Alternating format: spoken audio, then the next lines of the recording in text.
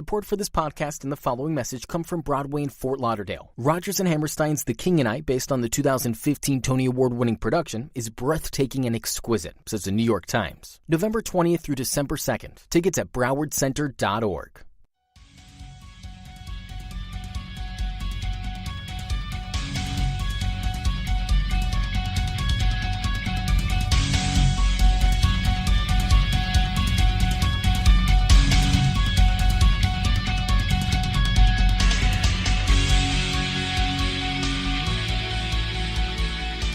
Ladies and gentlemen, welcome to Source Material. We're in the midst of October, and when this show airs, we're going to be right smack dab at the beginning of the week that Halloween falls in. And what better way to start out Halloween week than with a comic about that franchise?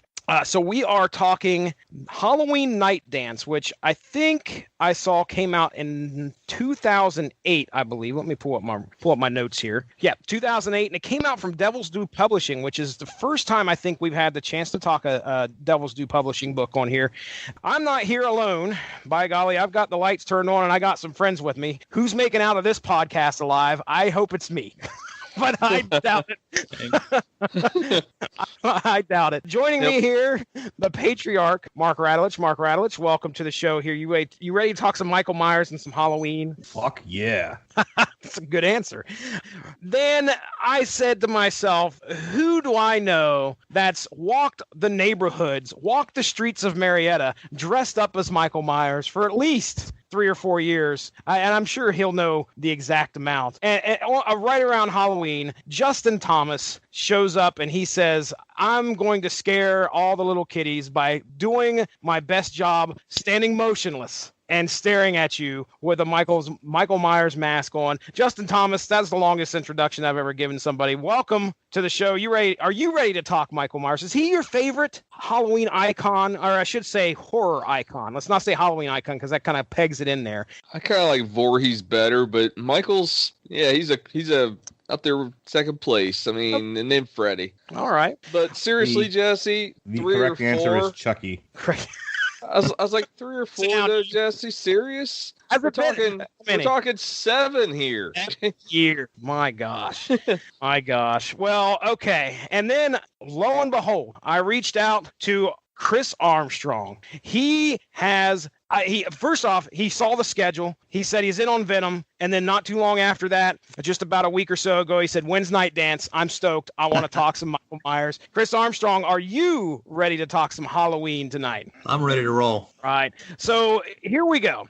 We have this book, Halloween Nightdance. Now, Mark, tell us why we're talking Halloween Nightdance tonight. Well, hashtag the schedule. This week, it's Halloween week, as you said, so we're doing Halloween Nightdance on the 29th of October. Tomorrow night will be the on trial for the now out-of-continuity Halloween 2 from 1981. And then on Wednesday, it's the Metal Hammer of Doom, Trick or Treat. That's a band from Italy, y'all. We're going to be looking at their covers album that they put out earlier this year, Reanimated. So that's why we're looking at Nightdance this week. Let's talk about the creative team for Halloween Nightdance. Halloween Nightdance was written by a guy by the name of Stefan Hutchinson. So I just grabbed, the quickest wiki link, or I should say Google link that popped up. It was not a Wikipedia, nor was it like a comic vine. What Stefan Hutchinson is best known for, he's got an IMDb, and apparently he wrote the documentary Halloween 25 Years of Terror,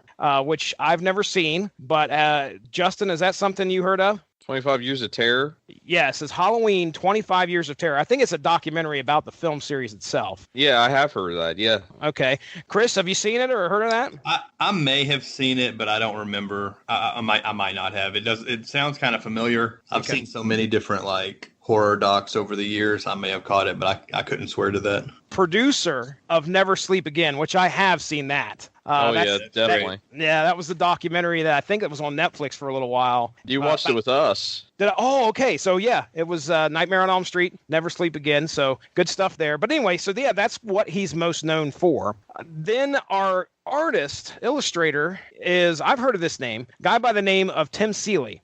He's done books such as, this is straight from the wiki, such as Grayson, G.I. Joe, A Real American Hero, G.I. Joe versus Transformers, and one of my favorite books, The Exiles. He was apparently the illustrator on New Exiles. Again, with time travel. Oh, yeah, buddy. Exiles, one of my favorite.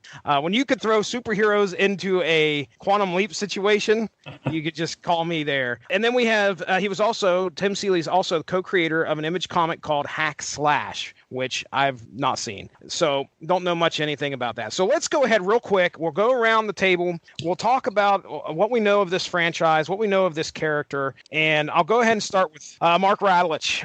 Let's start with you, buddy. How much, I know you're kind of weak when it comes to the gore, when it comes to the scariness. You're kind of like me. I was watched stuff like this. Can I tell you that I watched Family Guy, last night's Family Guy this morning, and they did a thing where, if you don't know what happened, Stewie and Brian shrunk themselves down to near microscopic level. And at one point, they're running around and Cleveland blows a snot rocket on them. I literally vomited. I was so gross. I'm like eating breakfast, and I'm taking my antibiotics. I had pneumonia recently. I'm eating my breakfast, and I'm watching Hulu before I get ready for work, and they do the snot rocket bit, and I'm like, and I literally vomited right back out again. I'm just like, well, I'm done here. Thanks, fucking Family Guy. To say I have a weak stomach when it comes to gore and grossness is a bit of an understatement. Yes, yes.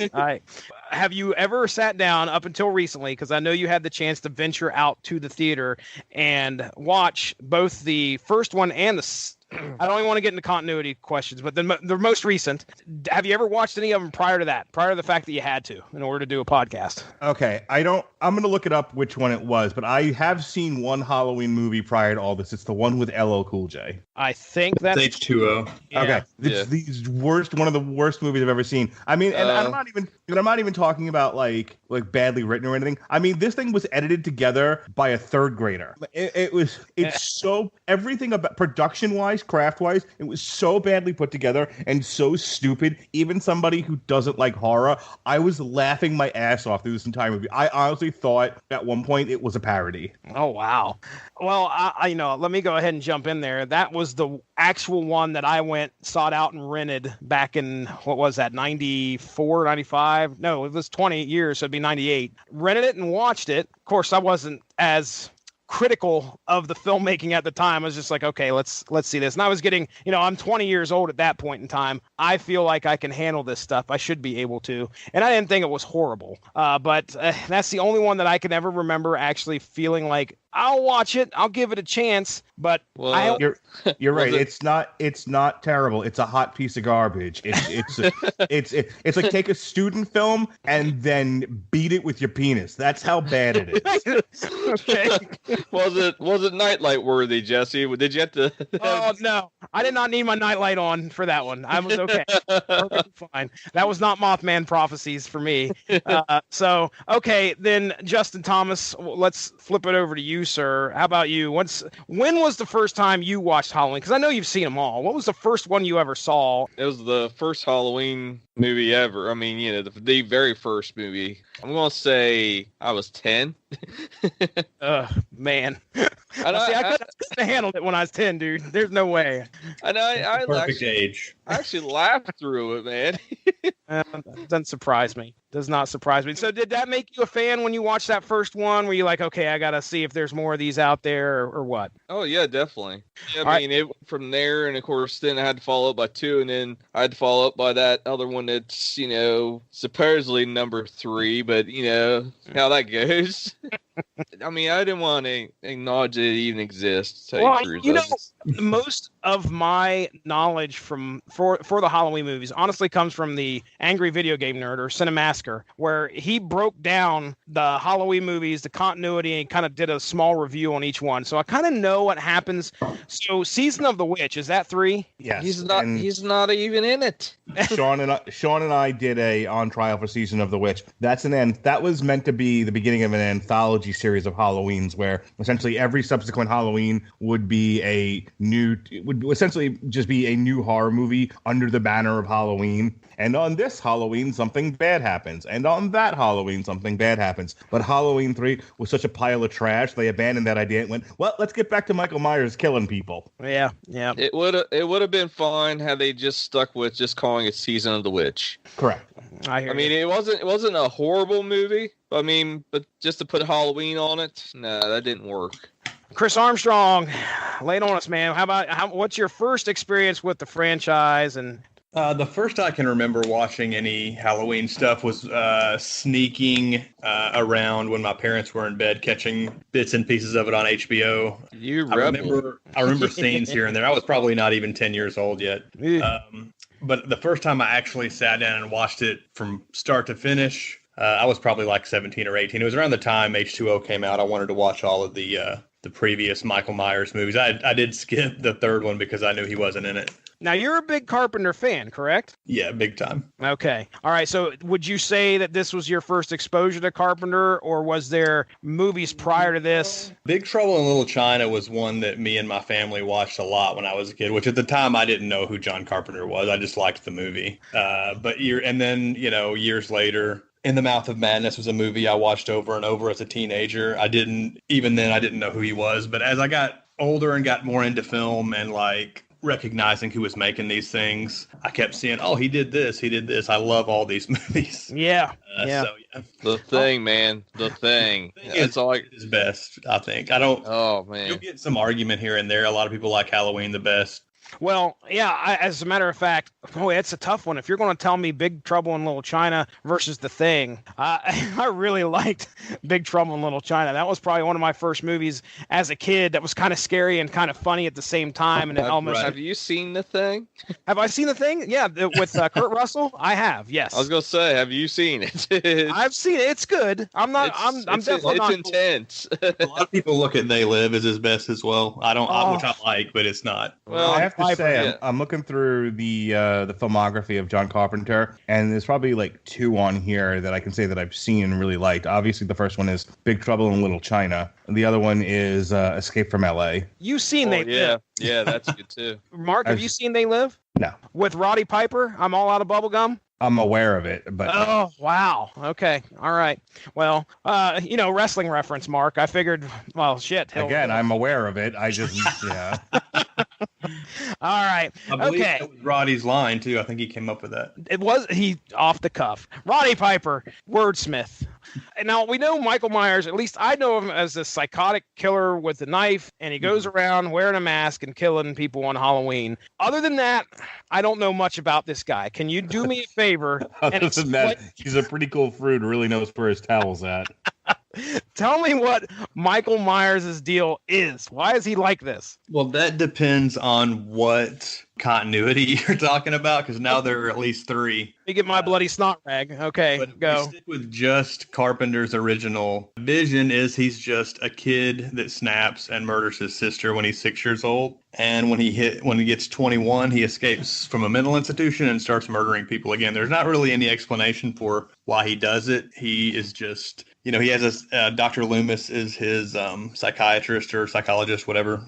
And he's given up on trying to figure him out. He just thinks he's pure evil. He lives just to kill. Can I give this a go? Because this actually came up. I had the distinct pleasure of joining Andy Signore on his Real People, Real Reviews on this. That's where I actually saw the movie with him and a bunch of other people. We did a double feature of the original and then this one, and that came up. Like, what was the impetus for him, for one, killing the sister, and then two, going on to kill when he escapes the first time.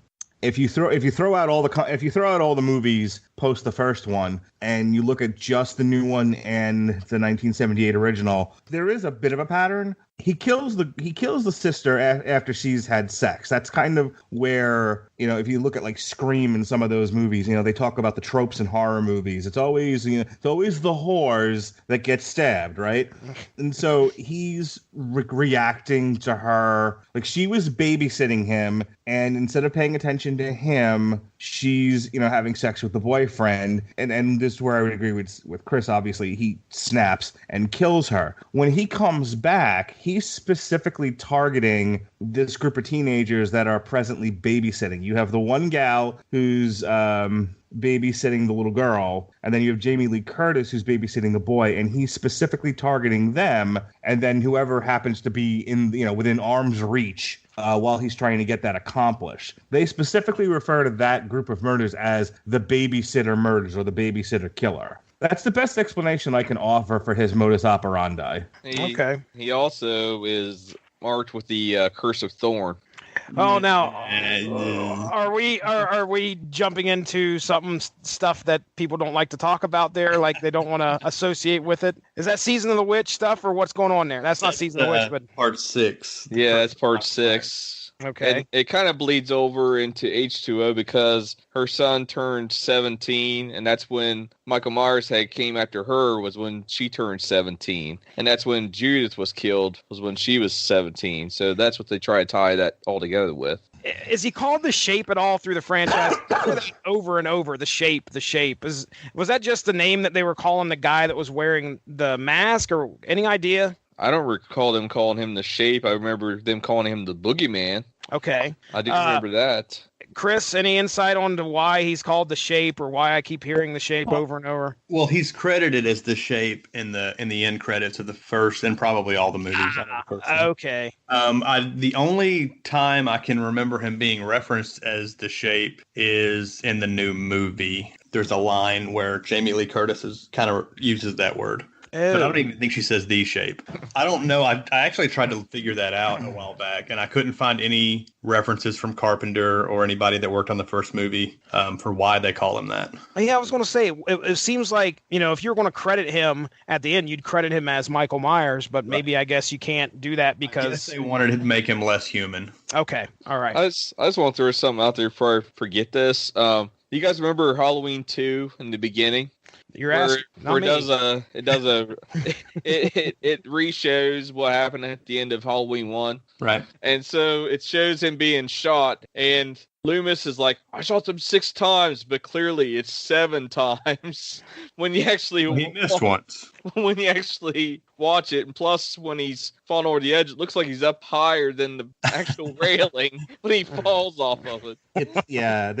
There's some problem. Can I just go ahead and say, and you guys feel free to argue with me about this point, but I really don't think the original stands up very well. It's not. Craft-wise, there are some real problems with it, especially like the stuff with Laurie and Michael. Like when he attacks her, it looks so bad. Some of the other stuff is okay, but I understand this. They're not working with a lot of special effects here, but it just looked like crap. Have you watched it with riff tracks playing? No. Oh my gosh, it is hilarious.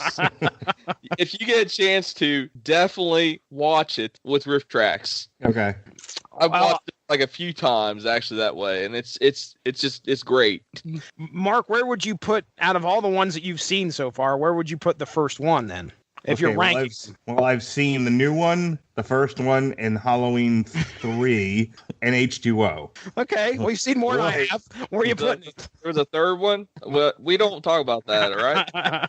Let's just go ahead and say that's dead last. Then H2O, then the original, then the new one. Okay, all right. The new one's fucking awesome, by the way. Would you ever watch any of the Rob Zombie ones, Mark? No, what are you, a crazy person? I watched both of those in theaters. I remember the second one, we came out of the theater, me and my friends all just kind of looked at each other and were like, what was that? What the heck was that? I really like the first Rob Zombie Halloween. That second one is, I watched it in the theater and I never went back to rewatch it. I don't know if I want to. It's really, really bad. I won't even own it, and I'm a completionist. I will not even own that movie. I mean, I even have Halloween 3 for some odd reason, but I don't have Halloween 2 Rob Zombie, and I mean, it's just... You know what? I'll be the one. I'll go to bat for Halloween 3. It's definitely not good. A great Halloween movie because there's no Michael Myers. But as just a horror movie from the early 80s, it's solid. It's got some really cool practical effects and some pretty cool kills. And it's got Tom Atkins and his badass mustache. So I'm going to stand up for it. Very cool commercial. It moves at it moves at the pace of paint drawing. Happy Halloween, Silver Shamrock. What was up with that white horse in Halloween 2 Rob Zombie? Oh my gosh, that was Justin Thomas. I will have to watch these films at some point. Please don't.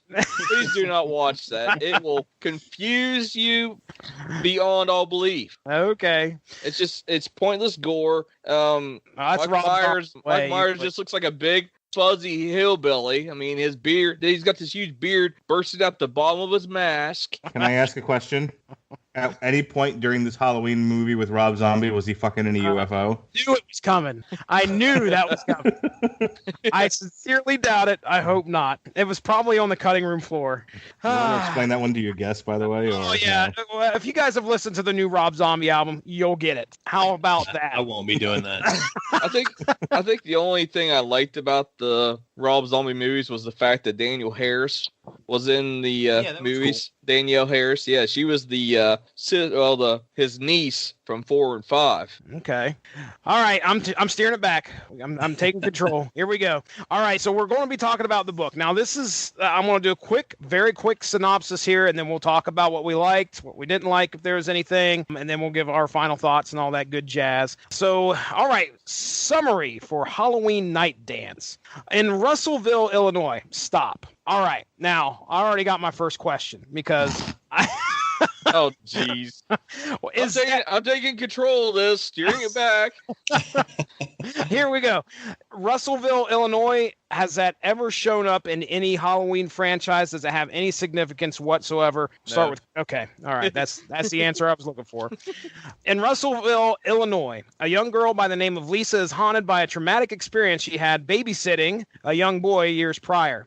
The child fell in a cellar and was brain damaged from the impact. However, the more traumatizing matter was the fact someone shut the cellar door and locked them both in. Just before the door slammed shut, Lisa looked up and saw the shape of her would-be killer. See how I worked that in there? Luckily, the police found them both alive, but since that day, Lisa cannot be in the dark. While in Chicago, a young man by the name of Ryan is driving the love of his life, Marcy, back to Russellville to check on her family as she cannot reach them. When a string of tragedies perpetrated by Michael Myers bring Lisa and Ryan together on October 31st, can they figure out a way to track and stop Michael before the carnage ensues? There you go. That's Halloween Nightdance. I didn't give a whole lot away, but we just might do that right now. So let's go ahead, Mark. I mean, buddy, you picked this one. You know, it's kind of hard, and you don't usually see too many Halloween comics out there. At least I never have. No, I had a rough time trying to find something for this week. Well, what do you think? I think here's my limitation. Here's where we rub up against the limitations of the slasher genre. You really have to come up with some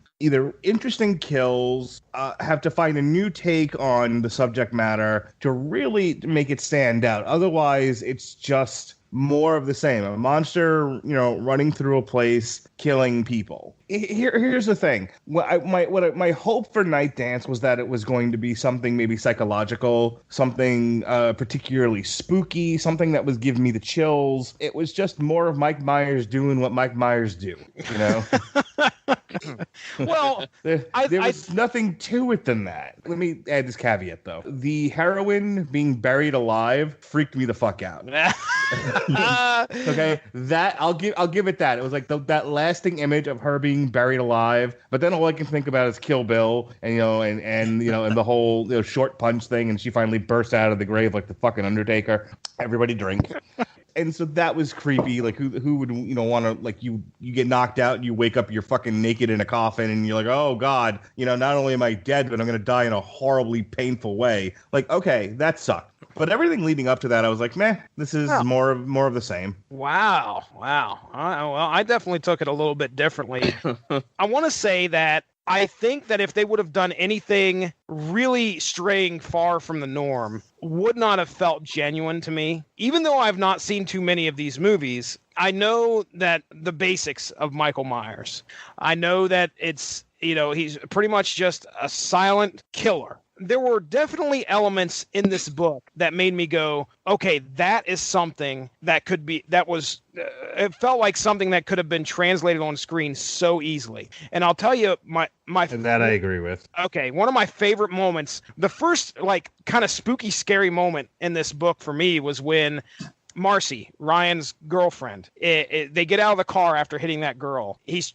Ryan's down there. His head is all busted up, and he's checking on that girl, and he looks up, and he sees Marcy with that knife sticking out of her chest, and Michael Myers just kind of standing behind her. And then there's a sequence of 3 panels. He's either going to fall unconscious or something. He can't get up to help her. I can't remember what's going on, but I know that he's kind of incapacitated to try and help her. You see, like, just her shocked expression as Michael Myers has the knife and then just kind of walks backward with her, and the night just kind of envelops both of them. And I was like, oh my gosh, man, that's some scary shit. So as the comic book progressed, I don't think it did a disservice to the franchise, in my opinion. I think there were a lot of signature slasher kills in here, for sure. But Justin, what's your thoughts, man? I really liked the whole story. I mean, it was pretty neat that she thought she saw him at the carnival thing, and hear how they did that with the tree branches. That was pretty cool. I do have to agree with you on the thing with Marcy. That was freaking awesome, too.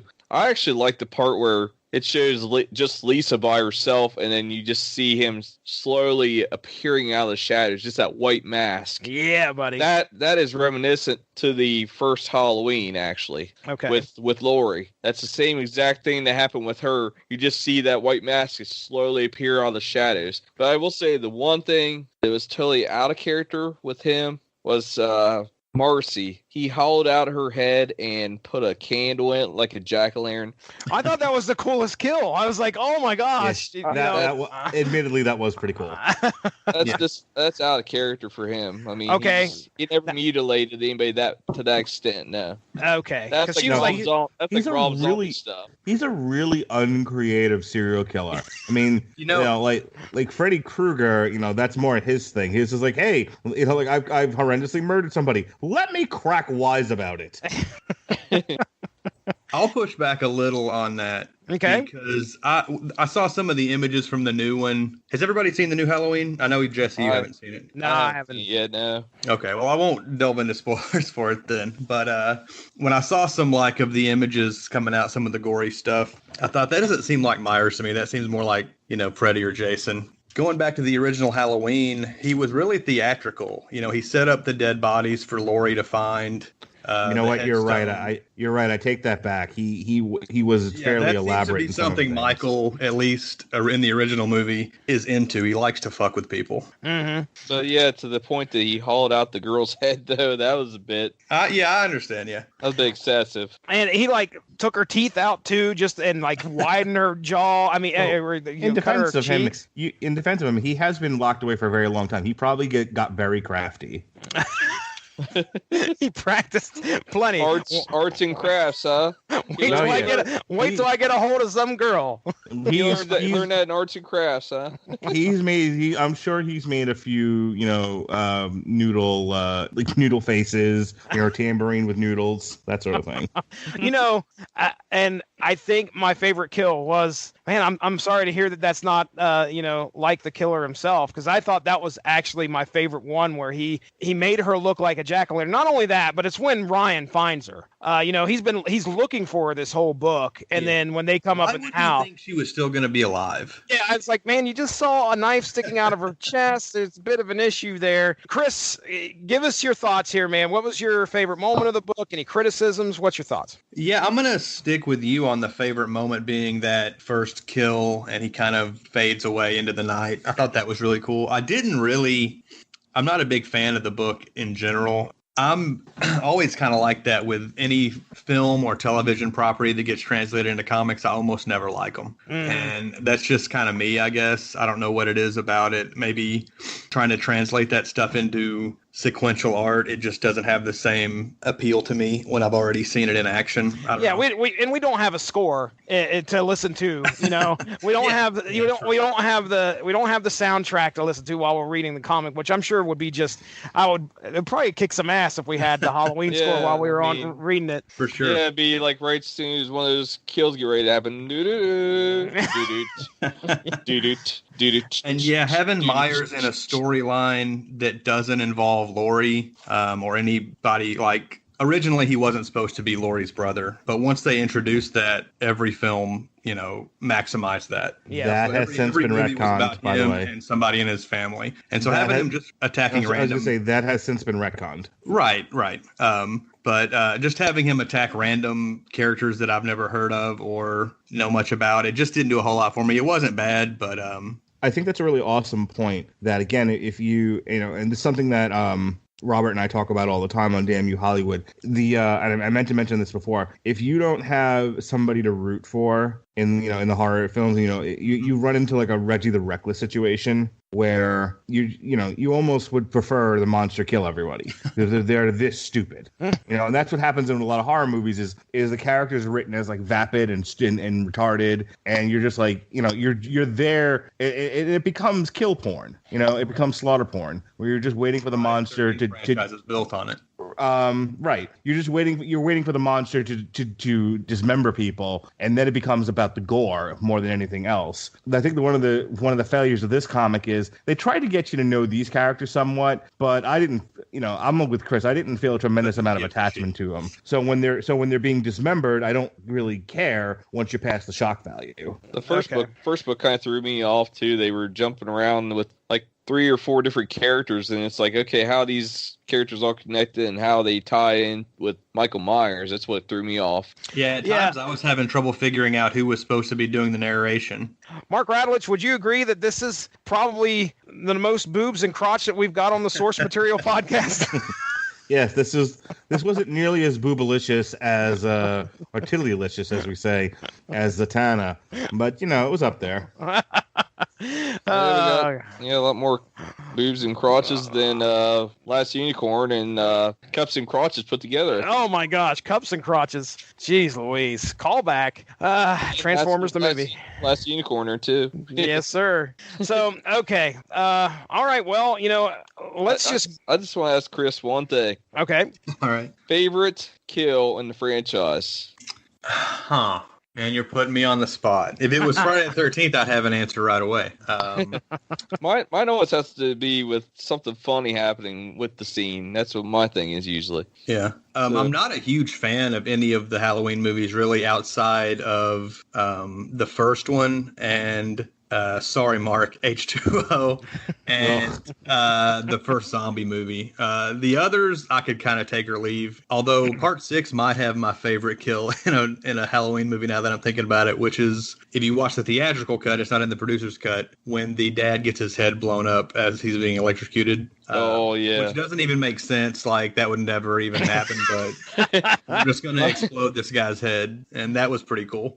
Also, when Jamie Lloyd gets it in that Part 6 in the theatrical version, it's more violent in that than it is in the producer's cut. That was a pretty good kill with the farm equipment. I don't know what that thing is she's attached to, but it like grinds her up. Ooh. Well, Justin, you got a return volley here. What's your favorite kill then? Mine is also Part 6.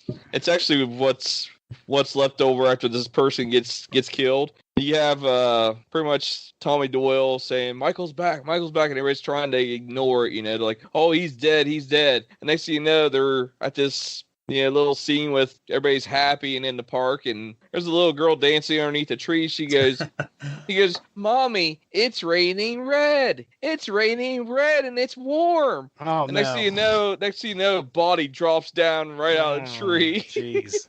I had to laugh. That was pretty sweet. Gosh. It's raining. Oh.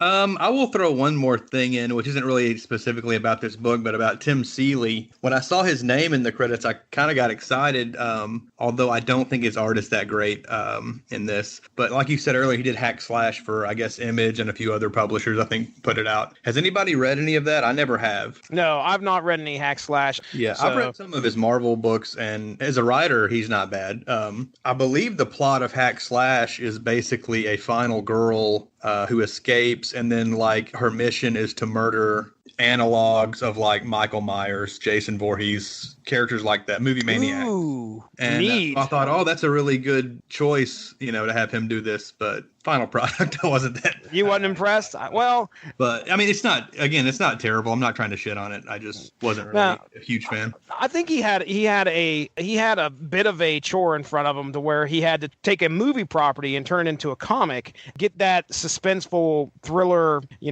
a slasher type feel through the book. There were points where I was like, okay, I'm feeling it. I really am. That might be because I'm not used to watching the shows as much, but either way, I enjoyed it. I think I told you guys both that I enjoyed the book, and I had a good time reading it. I thought it was suspenseful. What's the matter? I'll just check out Hack Slash online here, and they actually have Army of Darkness versus Hack Slash. Ooh, interesting. Very cool. All right, so final thoughts on the book. Mark Radulich, would you recommend this to anybody? I would recommend it to people who have an affinity for the slasher genre. Specifically, if you're a Halloween fan, a Michael Myers fan, I would say, hey, if you like comic books, you'd probably enjoy this sort of thing. Okay. Justin Thomas, what are your thoughts? I'm going to say it's definitely kind of a little good off story for anybody that's actually a fan of Michael Myers. Okay. I mean, anybody that would be interested in just exploring like a different route besides it all focusing around the same place. This is like as if he was in hiding and he was, someone stumbled upon him. And yeah, he's not just going to be hanging out. It doesn't sound like Haddonfield's a very big place. So I'm sure that he's probably like, well, you know what? It's time to find the next town. Yeah, I mean, seriously. And just by chance, this girl happened to look like his sister. And of course, that probably what started the whole thing. Mm-hmm. So, it kind of makes sense that he could kind of have like a psychosis of like, oh, maybe she's, he's not all right there in the head anyway. So maybe he's thinking, yeah, maybe she's reincarnated, or maybe I didn't kill her in the first place, Yeah. Now, other than the fact that, it seemed like he was a little over the top violent in some aspects, would you say there was any cardinal sin of the franchise or it made against the franchise in this book? Did it feel like a good Halloween story there, Justin? I think it felt like a pretty decent story. I mean, just the fact that it didn't have to do with his actual family and it didn't have to do with Haddonfield. I think that's the only things that were different. And of course, it didn't involve anything with the original Myers home. So that's something you just see constantly repeated in almost all these movies. All right. And then, Chris, what are your thoughts? Yeah, again, I wouldn't say it's something I'm likely to read again. It is something that's worth tracking down if you're a Halloween completist, if you really love the franchise. It's an interesting little side adventure for Michael Myers. And I did kind of like the bleakness of the ending and whatnot. But again, the art is a little static. I wasn't a big fan of it. And if this were a Halloween movie, I would think it would be a pretty bad. Yeah, it wouldn't do good. There's still, again, not terrible. I'm not trying to bash it. If people, I'm sure a lot of people like this book, but wasn't really for me. I hear you. It's neat that we have the writer was a guy that headed the documentary. So I like that. I wonder if that's why Devil's Due got a hold of him and said, hey, you want to write something for us? So, I like that. I like being able, let's put it this way. My final thoughts on the book, I'm glad I had the chance to read it. I was freaked out a little bit, the first appearance of Michael, and then, his first kill, all that stuff. Great. I thought it was entertaining at least. And that's usually all you got to ask for, especially for 4 issues. This thing was not long. That's a plus. They could have drugged this out. Yeah, I read it in about 40 minutes. Yeah, dude, it was quick. It was a quick read. So that's always a plus in my opinion. It wasn't bogged down by excessive dialogue. Didn't feel that way to me. So I liked it. If you're a fan of horror comics in general, I think this would probably do you okay. If you're a fan of the franchise, just be ready. You may not like some aspects of it, but either way, I think you'll be entertained. So, all right.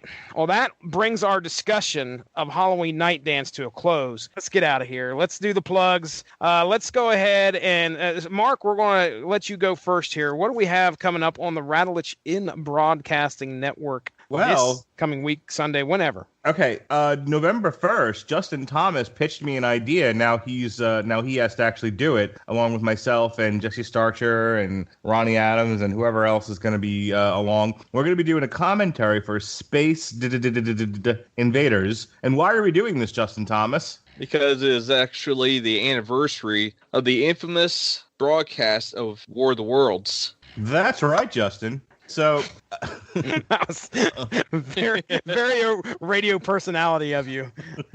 Yeah, basically, it's played in the movie as the movie's going on. You actually hear the actual broadcasts. What's the year of this movie, by the way? Was this 1990 something? Space Invaders? I think it was 1990. 1990. Okay, all right. Yeah, I think I remember it barely. Go ahead. The dire scum. Prepare to dire scum. I'm going to make sure they put down your tombstone. Justin has watched the movie, by the way. Justin has watched the movie. Is the movie set in the 30s or whenever the War of the Worlds broadcast was? It's set in the 80s or 90s, basically, and okay. It's just them playing at the radio station, basically on Halloween night, supposedly, just as kind of like as it happened back programming. As it happened back then, Yeah. Interesting. I look forward to it. I don't know if I've ever seen it, so we'll have a good time doing a commentary. My family went to see that at the theater when I was 9 or 10, whenever it came out. No kidding. And we all hated it. So good luck. I look forward to it. It's fun times are afoot. It's cheese worthy. I will give that. Plus, it's got the little girl from Jurassic Park's in it. Oh wow! The girl that plays Lex. Yep, it's her as a younger girl. Yeah, I was gonna say that's probably about 5 years before Jurassic Park, or 3 or 4 or something like that. You said the girl from Jurassic Park Blue's in this? What's that? No, I said Blue's in this. Not Blue. No. Which, by the way, I just listened to the Jurassic Park Fallen Kingdom review because I watched it last night, and I just listened to you and Winfrey. Joke just blew, you know. No, he had to.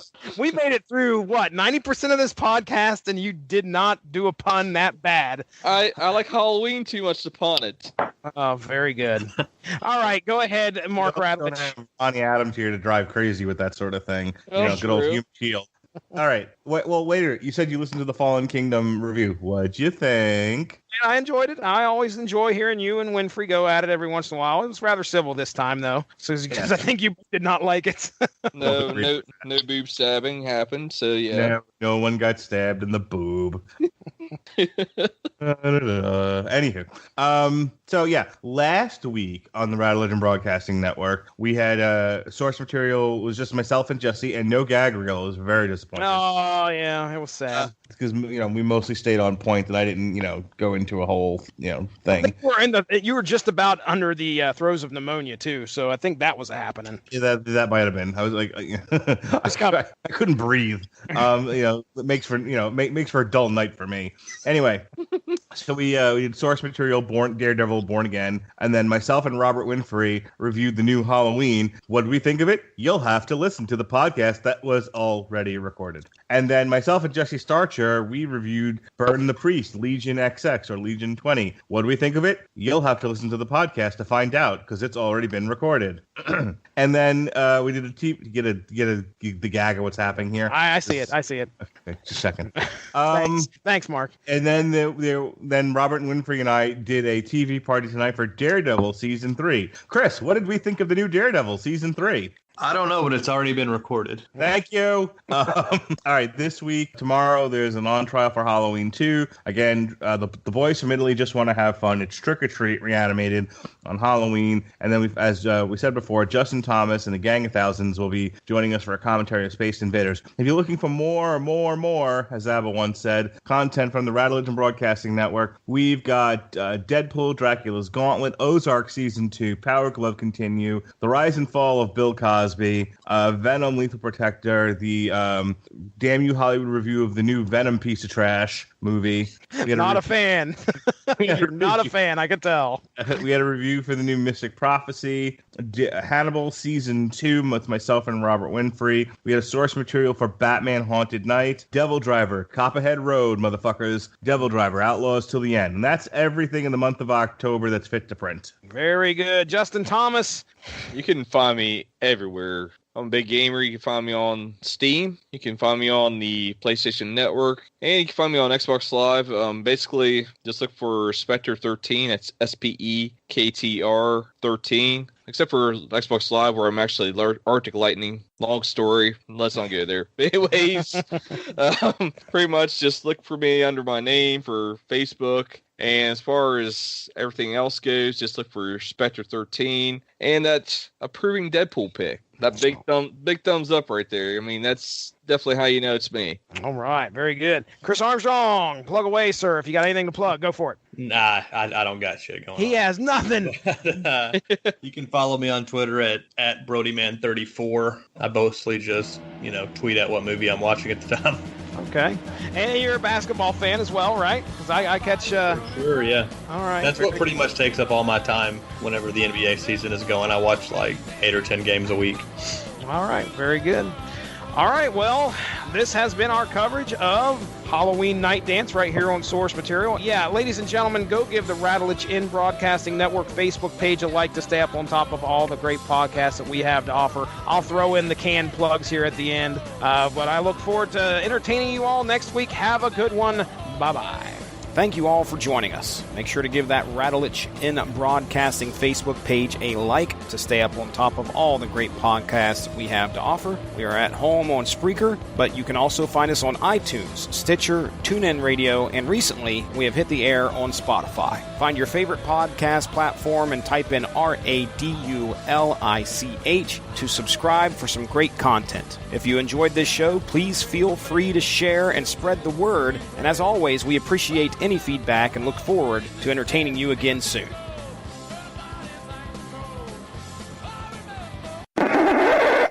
There was a Damn You Hollywood last week, Jesse. You haven't listened to that show yet? That show that's already taken place? Shit. I forgot time travel. Damn. Right in the boo. No, we're synergizing this with the On Trial for Halloween 2. The Damn You Hollywood for the new Halloween movie, which is now the sequel to the original Halloween, was last week. And Hold on a second. I got a nosebleed. All I can say is, let's do the time warp again, huh? Oh, good one. Well, it's just a jump to the left. Right in the boo. I swear to God, I'm not sending you nudity or anything else like that. Thank goodness. Chris is on the show. I'm behaving. Stop embarrassing me. Right in the boo. We got through this without a pre-Rattleage poo. Don't push it. And I mean it by both ways. Right in the boo. I go back to... Right in the boo. It's just a flesh wound. What is that? Is that a reference? Hasn't seen Monty Python and doesn't believe in narwhals. I don't. Right in the boo. Don't be a smartass. Just say yes, I agree. It said BRB on the message. You son of a gun. Incorrect. Your time is running out, sir. Maybe you had to poo. I'm back. Did I win? Which part of her body does Michael Myers stab Laurie Strode? Right in the boo. Support for this podcast and the following message come from Broadway in Fort Lauderdale. Rodgers and Hammerstein's The King and I, based on the 2015 Tony Award-winning production, is breathtaking and exquisite, says the New York Times. November 20th through December 2nd. Tickets at browardcenter.org.